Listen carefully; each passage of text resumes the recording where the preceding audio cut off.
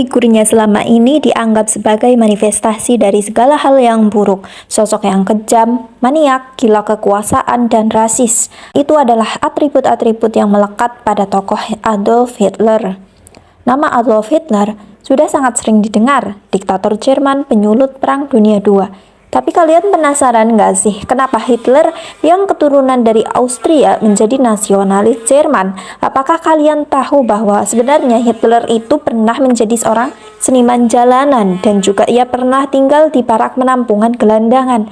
Lalu bagaimana sih perjalanannya dari seniman jalanan menjadi Perdana Menteri dan diktator? Dan lalu bagaimana perannya dalam peristiwa Holocaust? Hitler lahir pada 20 April 1889 di kota Braunau in Austria. Ayahnya Alois Hitler, seorang pegawai bea cukai atau seorang PNS Austria. Ibunya Clara Pols, seorang warga Bavaria. Seperti orang tua pada umumnya, ayah Hitler ingin Hitler jadi PNS, tapi Hitler menolak. Ia menentang ayahnya. Ia ingin jadi seorang pelukis. Sedangkan satu-satunya minat di sekolahnya adalah sejarah, khususnya sejarah Jerman. Saat kecil, sebenarnya Hitler adalah anak yang pandai dan religius. Nilai akademisnya bahkan sangat tinggi, hampir mendekati sempurna. Dulu dia juga ingin menjadi biarawan pastur, namun sejak kematian adik kandungnya, nilai akademisnya ini menjadi jeblok dan ia juga cenderung menjauhi agama. Guru Hitler juga pernah bilang kalau sebenarnya Hitler itu adalah anak yang berbakat. Sayangnya dia itu tidak sabaran, dia tidak bisa mengendalikan diri, suka melawan, tidak bisa diatur, tapinya suka mengatur, tidak mau mentaati peraturan sekolah, dan malas belajar.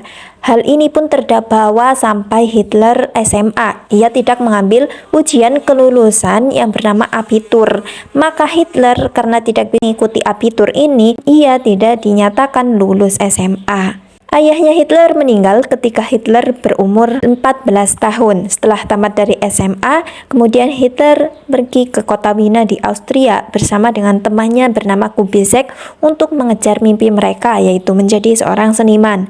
Mereka kemudian mendaftarkan diri di Akademi Seni. Pada saat inilah Hitler menyesali sikapnya semasa sekolah yang malas belajar. Temannya ini si Kubizek keterima, sementara Hitler ditolak oleh Akademi Seni ini. Para profesor akademisi seni di Wina ini memberikan pesan kepada Hitler yang intinya adalah, "Nak, sepertinya bakatmu itu bukan pada bidang seni, melainkan pada bidang arsitektur." Dan masalahnya, Hitler ini membutuhkan abitur untuk mendaftarkan diri ke akademi jurusan arsitektur, sedangkan si Hitler itu tidak mengikuti abitur ini. Dan pada saat inilah dia sangat menyesal dengan kemalasannya pada masa sekolah, karena sekarang ia tidak bisa melanjutkan sekolah seni dan juga tidak bisa masuk ke arsitektur. Ia sangat kecewa, ditambah dengan meninggalnya sang ibunda yang ia cintai pada tahun 1908.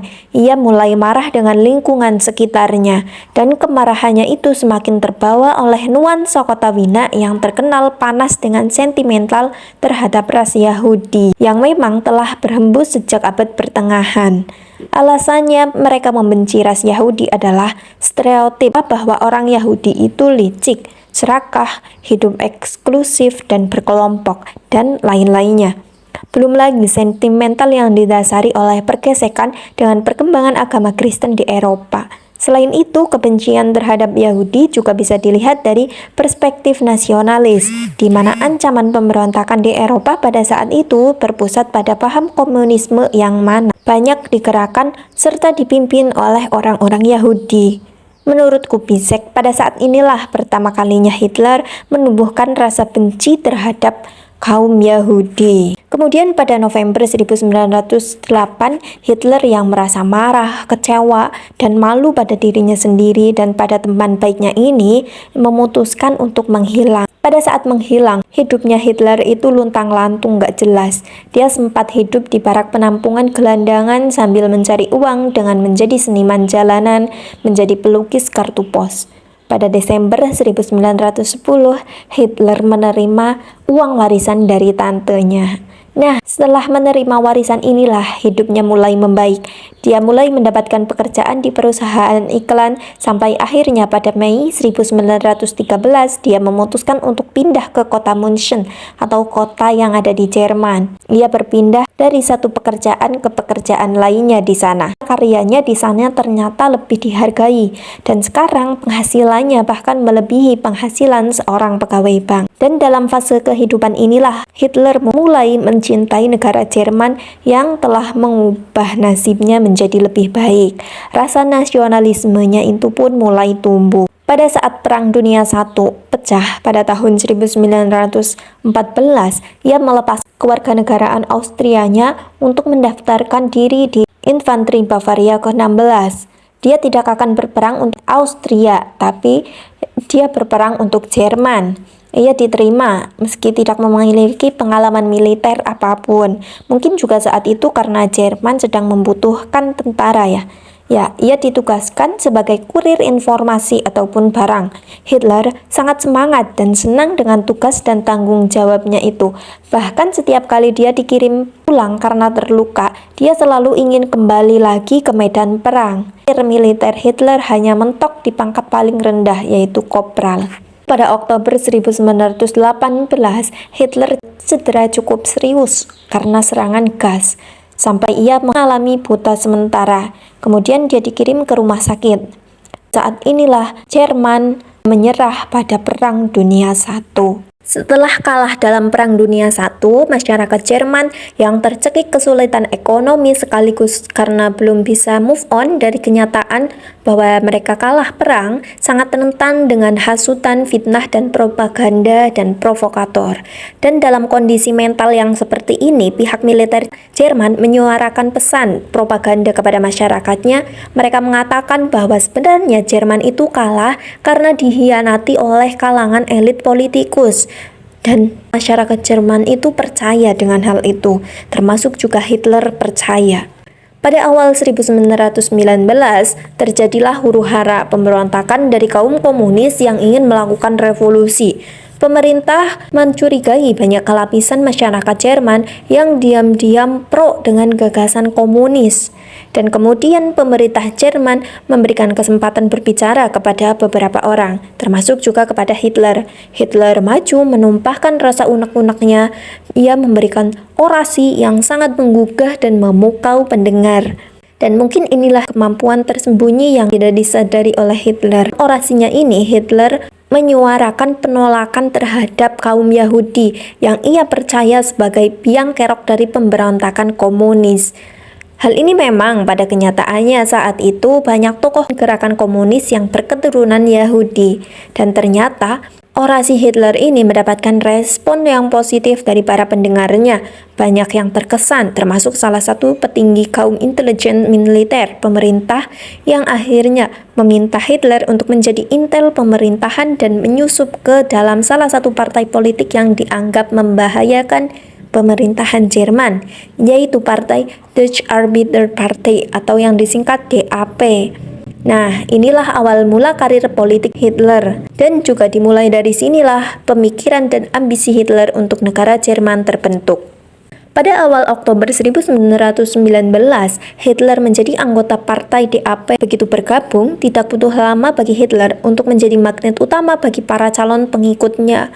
Hanya dalam waktu 2 bulan, Hitler berhasil menambah anggota partai DAP dari yang tadinya hanya 50 menjadi 200-an orang. Dalam sekejap, Hitler pun menjadi orang penting di partai DAP, cuma kalah dari sang pendirinya saja. Saat kekacauan politik terus menyerang negara Jerman, atasan Hitler dari dinas intelijen militer mulai khawatir kalau anak buahnya ini pada hanyut dalam aktivitas partai, dan terbukti benar. Hitler semakin lama justru semakin larut membangun gagasan-gagasan politiknya dalam partai DAP ini, dan ia sudah betul-betul tidak menghiraukan lagi tugasnya sebagai intel dari pemerintah. Ia merasa bahwa partai yang dikatakan berbahaya inilah justru yang lebih memahami masalah Jerman yang sesungguhnya, dan partai ini dianggapnya memiliki pemikiran yang sama dengannya. Kemudian pada Maret 1920, Hitler resmi keluar dari tugasnya sebagai intel militer. Di bawah kepemimpinan Hitler, partai DAP ini berkembang sangat pesat. Membernya menjadi ribuan orang. Partai itu kemudian mengganti namanya menjadi National Socialist Deutsche Arbeiterpartei atau disingkat menjadi NSDAP yang kemudian kita kenal dengan Nazi. Tahun 1921, Hitler berhasil mendepak Anton Drexler, sang pendiri DAP, dari kursi ketua umum, dan ia kemudian menggantikannya menjadi ketua umum Partai Nazi. Di samping itu, Hitler juga berhasil mendapatkan dukungan kekuatan militer dari Jenderal Besar Erich von yang anti-komunis. Selain itu, Hitler berhasil membujuk kaum bangsawan Jerman untuk menyumbang Partai Nazi demi melawan paham komunis yang menjadi ancaman bagi kalangan elit bangsawan Eropa. Dan pada tahun 1923, Nazi pun sudah cukup kuat di München untuk mencoba merebut pemerintahan. Mereka kemudian memulai Behrerputsch yang dinamakan demikian karena Hitler dan kaki tangannya mencoba mengambil alih kendali pemerintahan pada pertemuan yang diadakan di Aula Bir. Kata putsch berarti upaya menggulingkan pemerintah, namun upaya tersebut gagal. Hitler dan komplotannya langsung didakwa pasal makar, pemberontakan terhadap negara. Dan Februari 1924, Hitler diadili. Umumnya sebagai seorang pemberontakan itu berakhir di tiang gantungan. Namun pemerintahan pusat membuat satu kesalahan, yaitu mereka membiarkan pers, bahkan pers asing, meliput pengadilan itu. Dan Hitler kemudian memanfaatkannya sebagai panggung untuk mengiklankan diri, gagasan, dan partainya ke seluruh dunia. Dan akhirnya apa yang terjadi ketika pengadilan berakhir, hakim-hakim yang memimpin sidang tersebut menjadi simpatik pada Hitler. Dan Hitler kemudian hanya dihukum 5 tahun penjara saja. Sementara Jenderal Besar Erich malah tidak dihukum apapun. Dia menyatakan bahwa dirinya cuma kebetulan berada di sana selama peristiwa putsch berlangsung. Dan anehnya jaksa dan hakim percaya. Semasa di penjara, hidup Hitler nyaman-nyaman saja karena semua sipir sudah simpatik padanya. Lagi-lagi karismanya yang selangit itu mampu membius para sipir. Dalam penjara, Hitler dan wakilnya menulis buku yang berjudul Mein Kampf atau Perjuangan Pertarunganku. Buku ini isinya ringkasan semua cita-cita politik Hitler. Salah satunya adalah tentang ambisinya untuk merebut Rusia dan menjadikannya koloni Jerman. Dalam buku itu, dia juga menulis bahwa ras kulit putih atau Arya adalah ras yang ditakdirkan untuk menguasai dunia, dilengkapi dengan kebencian terhadap paham komunis dan Yahudi. Gagasan Hitler dalam buku inilah yang merefleksi haluan politik Hitler yang dikenal sebagai fasisme. Selama di penjara juga, ia menyimpulkan bahwa ternyata cuma ada satu jalan untuk mendapatkan kekuasaan di Jerman, yaitu lewat jalan yang sah di mata hukum, alias melalui pemilu yang legal. Pada Maret 1924, ternyata Hitler dibebaskan dengan masa hukuman kurang dari 1 tahun. Pada tahun ketika Hitler keluar dari penjara, situasi politik baik untuk Jerman. Jerman yang stabil dan aman membuat partai Nazi yang radikal makin sepi. Kesempatan kemudian muncul ketika terjadi krisis ekonomi dunia yang sangat parah atau yang dikenal dengan sebutan The Great Depression. Dalam kondisi ekonomi yang parah, partai-partai politik di Jerman berpikir keras untuk menawarkan solusi kebijakan ekonomi kepada rakyatnya. Pada Maret 1930, ketika kabinet Jerman gagal merancang APBN yang diwarnai dengan praktek transaksi bagi-bagi kekuasaan, kepercayaan rakyat terhadap pemerintahan terus menurun. Hitler mengambil keuntungan dari situasi ini. Percaya atau tidak, dalam orasi Hitler, ia tidak pernah mengkampanyekan strategi ekonomi untuk membetulkan krisis ekonomi. Dia tidak menawarkan solusi praktis, menjanjikan kebijakan tertentu atau gagasan-gagasan konkret dalam pidatonya. Ia tahu betul bahwa akan jauh lebih mudah, jauh lebih efektif berpidato yang menggugah emosi para pendengarnya. Ia tahu keadaan rakyat saat ini sedang dihantui takut dan putus asa akibat krisis ekonomi dan lain-lain. Kemudian rakyat Jerman yang sedang kesal, frustasi, dan marah karena krisis ekonomi mulai terbuai dengan janji dan harapan Hitler dan Partai Nazi. Kemudian ketika pemilu diadakan pada bulan September 1930, Partai Nazi menjadi juara 2. Cuma kalah dari Partai Sozialdemokratische Partei Deutschland atau Sosial Demokrat disingkat SPD yang mendapatkan 143 kursi. Kemudian Hitler mengakali dengan cara menyabotase suara bulat di parlemen. Dan pada Maret 1932 diadakanlah pemilu presiden. Hitler mendapatkan suara yang cukup tinggi, tetapi ia masih kalah dari Presiden Paul von Hindenburg. Dan keadaan politik terus memanas. Pemilu dihiasi dengan banyak insiden bentrokan fisik antara Satgas Partai Nazi dengan lawan politiknya dari paham komunis. Lebih dari 100 orang terbunuh dalam berbagai insiden. Pada pemilu kali ini, Partai Nazi menang. Namun karena belum memiliki mayoritas mutlak, Hitler belum mendapatkan apa yang dia mau. Setelah beberapa persoalan pelik terjadi, Hindenburg dengan berat hati mengangkat Hitler menjadi Perdana Menteri pada 30 Januari 1933. Dan saat baru berkuasa, Hitler dan sekutu-sekutu barunya mengadakan pemilu parlemen lagi. Berbeda dengan pemilu-pemilu sebelumnya, kali ini Partai Nazi menguasai semua aparatur negara. Pasukan SA bahkan diangkat menjadi banpol atau asisten polisi. Kali ini tidak ada lagi yang menghalangi pasukan SA untuk menyerang, menghajar, bahkan membantai orang-orang dari Partai Komunis secara terang-terangan. Pemilu ini kembali dimenangkan oleh Nazi yang mendapatkan 288 kursi. Dan menggunakan kekuasaannya ini sebagai Perdana Menteri, Hitler melarang keberadaan partai politik lainnya selain Nazi. Namun, dia belum berkuasa secara mutlak. Presiden Hindenburg masih bisa memecatnya. Dan tidak lama, pada 2 Agustus 1934, akhirnya Presiden wafat. Kemudian pada tanggal 19 Agustusnya, Hitler mengadakan referendum untuk menyatukan posisi Perdana Menteri dengan Presiden. 90% rakyat Jerman setuju, dan akhirnya Hitler resmi menjadi Presiden Jerman. Pada bulan Mei 1933, Hitler memperoleh kekuasaan penuh yang disahkannya Undang-Undang Pengaktifan di Reichstag. Tindakan ini memungkinkan pemerintahannya mengeluarkan dekret secara independen dan dari Reichstag dan kepresidenan. Dengan bantuan kepala polisi rahasia dan kepala kementerian propaganda, Hitler menumpas semua oposisi. Dan pada tahun 1934, ia mengambil gelar Führer atau pemimpin. Segera setelah Hitler menjadi diktator, perekonomian Jerman pun pulih dan tingkat pengangguran menurun. Perbaikan ekonomi Jerman terjadi seiring dengan pemulihan ekonomi dunia.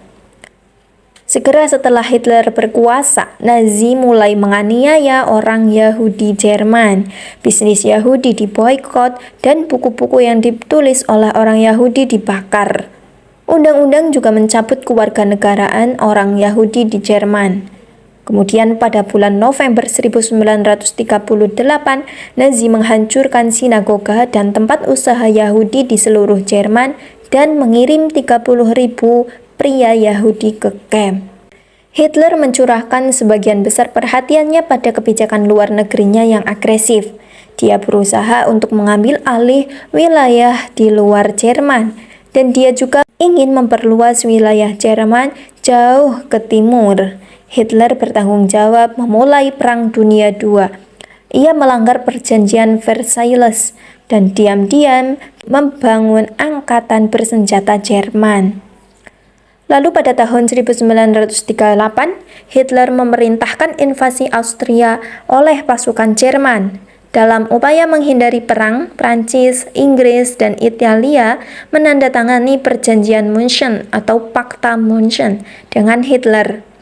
Berdasarkan perjanjian ini, Jerman diizinkan mengambil wilayah Sudetenland, rumah bagi banyak orang Jerman dari Cekoslowakia.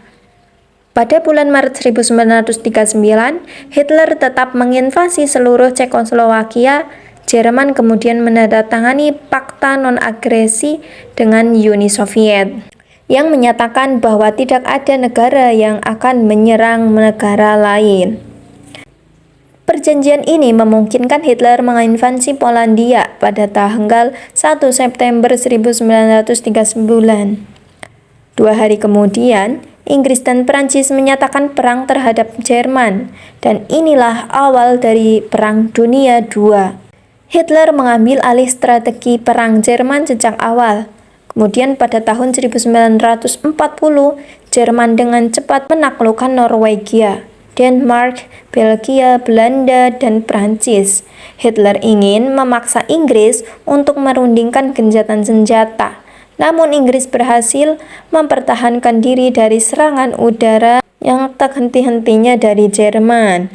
Lalu Hitler menunda invasinya ke Inggris. Meskipun terdapat Pakta Non-Agresi Jerman-Soviet, kekalahan Uni Soviet merupakan inti dari strategi perang Hitler. Namun pada awal 1941, ia membiarkan dirinya teralihkan ke dalam 2 konflik yang menunda invasi Jerman ke Soviet. Dan invasi Jerman ke Soviet akhirnya terjadi pada bulan Juni 1941 ketika Hitler merancangkan serangan mendadak besar-besaran. Sementara itu, Nazi telah memulai peristiwa Holocaust, pembunuhan massal terhadap orang Yahudi dan kelompok lain, termasuk Roma dan homoseksual. Pada awalnya, Hitler ingin mengusir orang-orang Yahudi dari kerajaan Jerman yang ia dirikan. Mulai dari tahun 1941, ia malah berupaya memusnahkan kaum Yahudi. Unit pembunuh keliling khusus Jerman menangkap dan membunuh orang-orang Yahudi dan lainnya di seluruh wilayah yang ditaklukkan Eropa. Sejak tahun 1942, orang-orang Yahudi di seluruh wilayah dikuasai Nazi secara otomatis dan dikirim ke kamp konsentrasi dan pemusnahan, di mana mereka dipaksa menjadi pekerja paksa atau buruh. Pada akhirnya Nazi membunuh sekitar 6 juta orang Yahudi dan jutaan lainnya. Selama perang, pada tahun 1942 hingga 1943, kekalahan besar Jerman di Mesir dan Uni Soviet, serta pendaratan pasukan AS di Maroko dan Aljazair menandai titik balik. Tahun 1943, kampanye kapal selam Jerman di Samudra Atlantik gagal. Sekutu membom kota-kota di Jerman. Peluang kemenangan Jerman mulai terlihat sangat kecil kemungkinannya. Di Jerman, para perwira yang putus asa dan warga sipil anti-Nazi bersiap untuk menyingkirkan Hitler dan merundingkan perdamaian. Beberapa upaya untuk membunuh Hitler direncanakan pada tahun 1943 hingga 1944. Upaya yang paling mendekati keberhasilan dilakukan pada tanggal 20 Juli 1944. Pada hari itu, Letnan Kolonel Klaus Jerman dan Pangeran von meledakkan bom pada sebuah konferensi di markas besar Hitler di Prusia Timur. Hitler lolos hanya dengan luka ringan saja. Lalu mereka yang terlibat dalam rencana tersebut dieksekusi. Pada tahun 1945, Hitler akhirnya menerima kekalahan yang tak terhindarkan dalam perang. Pada tanggal 30 April 1945 di bunkernya di reruntuhan kantor kanselir di Berlin, dia menembak dirinya sendiri dan Braun meminum racun. Sesuai dengan instruksi Hitler, tubuh mereka pun dibakar. Namun tak lama kemudian, teori konspirasi pun bermunculan. Pihak Soviet awalnya mengklaim bahwa mereka tidak akan memastikan kematian Hitler dan kemudian menyebarkan rumor bahwa dia masih hidup. Namun, menunggu laporan selanjutnya, pihak Soviet menemukan cita-cita luka bakar yang diidentifikasi melalui catatan gigi.